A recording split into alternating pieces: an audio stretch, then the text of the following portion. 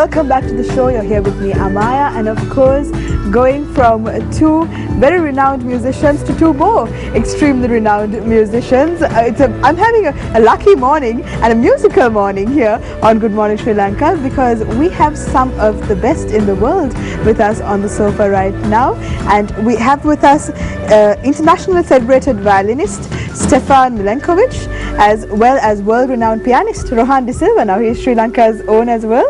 Welcome, gentlemen. Good morning. Good morning. It's an honor to have you in the studio with us, and you are here as part of the Strings and Keys concert brought to you by the Sunera Foundation, and this is something that you've been involved with for a while now and happening just next week in Sri Lanka. But speaking about how you got involved in this concert, let's speak about the Sunera Foundation and how the journey started, Rohan. I should go first, I guess. Sunetra Bandanayak and I, we met in 1999. Actually 1998 on a flight from London to Colombo, and we started chatting. We were seated next to each other, and it was a long flight, so I started talking about my music while I was coming home for a vacation, and then she started mentioning about her foundation, and I was very intrigued and interested, and because the foundation is for differently abled people, and I said, you know, I would like to do something for you, because I have been working with my colleague in New York, who is a gentleman who is handicapped from the age of 4. Oh, I see. So that meant something to me. So then I saw the connection immediately, and I said, you know, let's see whether we can do something, and that's how everything started. I see, and that was, I'm told, in 1999. So Yes. you've come a long way since then. You've been a part of the foundation, and now you've come to this concert, Strings and Keys, which is happening on the 28th and the 29th of May. And 2 more days. 2 more days, yes. And this is happening at the Lionel Wendt Memorial Theatre. That's correct. Now, when we speak about what's going to be what you're going to be performing at this particular concert, Stefan, now I'm told that you've been here 4 times for the concert. This is your 4th time in Sri Lanka to perform with the Sunera Foundation. Yes. Let's speak about your journey so far when it comes to your performances in Sri Lanka. Well, it's always fantastic to be here, really, because you know, the country is gorgeous, the food is fantastic, the people are friendly. I can collaborate with my long-time friend, in fact, and a great musician, Rohan, and all that in the end benefits those that really need help. So I can see no better setup than this. So my first time I came here was 99.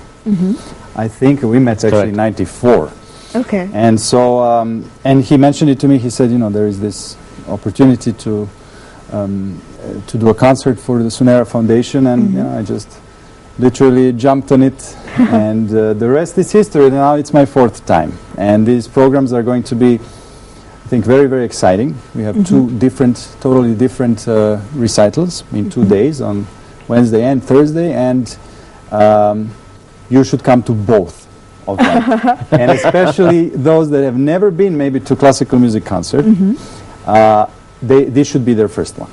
Okay. I think, because we do things a little bit differently, yes, and we like to sort of in a light and concise manner, but talk people through the show and communicate with the audience, and in a way they get to meet the artist, not just listen to the music, but it's more participating in a concert. Okay.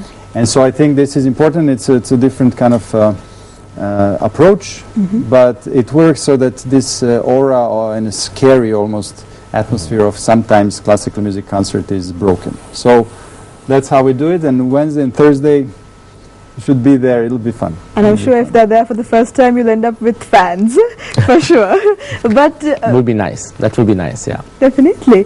But let's stop, rewind, and go back to how your musical career started out. Now, you both had glittering careers, and that's the understatement of the year. But when we speak about now, both of you started out at a very tender age, right? I think it's 3 for both of you. That's correct. So, Rohan, when we speak about you, I mean, let's speak about how you started out and what the journey has been so far. Well, my mother was a very well-known music teacher, and I studied under her because she was teaching many students here. So I used to hear music from morning till night at my house. And I wanted to learn it because, first I started playing by ear, like a nursery rhyme, without knowing the notes. And then she decided, well, you know, he should learn the notes without playing by ear, which is very important. And then she started teaching me. And so then we did these British exams, the Trinity College of Music London exams, which are held here, or which were held at that time. And then the Royal Schools of Music. And then I did all those exams. And at the end of, when I was like 14, I was awarded a scholarship by the Royal Schools of Music to study in London for further musical education. And so then I finished my O-levels. I was a student of Isipathana College, and I was a little too young to go at the age of 14. So the British authorities suggested that I should finish my high school or finish your O-levels and then come, which I did when I was 16, and I went to London to the Royal Academy of Music. So I did 6 years there on full scholarship, and then I went to New York, which was the place I wanted to really go after finishing in London, to the Juilliard School. And I guess I was the first Sri Lankan to enter the Juilliard School with the help of the President's Fund of Sri Lanka. Then President, the late President Jayawardena, helped me gave me financial assistance to go to the Juilliard School. So that's the, you know, the basis of the foundation, yeah. And you've just built up on that strong foundation. Well, a lot of hard work. Of course. Lots of hard work. And the harder you work, the luckier you get, isn't it? Yeah, I think combination of luck and where you are at the right time, I think it happens to everybody. So it just depends how you take it and run with it. Yeah. Yes. Of course. And Stefan, what about, you come from a country with many, many acclaimed composers and a lot of musical background as well. So what about you? How did you start out? Well, in a nutshell, I mean, my parents were musicians.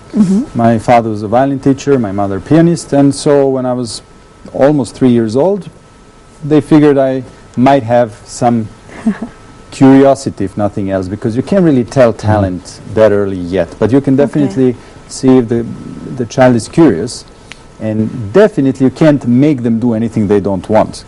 So they tried with violin. It seemed like a new toy for me and an interesting toy, and so I started plucking away, 5 minutes a day with my father. And then for a while I started with my father, but soon I started playing basically professionally. At 8 I did my first LP, and then kind of at like 8? debut. Yeah, 8. 8. Only 8. Just to that's emphasize extremely that. young. That's a very freaky situation, I think. But is. I think the word there is prodigy, but you could go ahead. Well, I wouldn't even think. I mean, I never, ever consider myself like that, because I just thought, you work and practice, and then you do something well. And if you don't work or practice, then you don't do it well. That's how I always saw it. I never thought it was some sort of gift or anything. And as soon as I was done with that work, and then hopefully sound good, I would go play, and toys and video games. That was my real interest. And then I started touring at 9, 10, 11. I was playing a lot of concerts. By the age 16, I played my 1,000th concert. And recordings, this and that. And so then a lot of things changed also with my country, Serbia. Yugoslavia at that time fell apart, so there was a shift in sort of direction, and we undertook international violin competitions. That's where I met Rohan, among others. 20 years ago. Almost 20, yes, exactly. 20 years ago. And revealed right here on Good Morning Sri Lanka. Yeah, exactly. And then, there I needed to add work, add practice, because now I was competing against adults. I was 16 at the time, 17, and the competition was up to 32. So people come married, with kids, and I have to play and compete.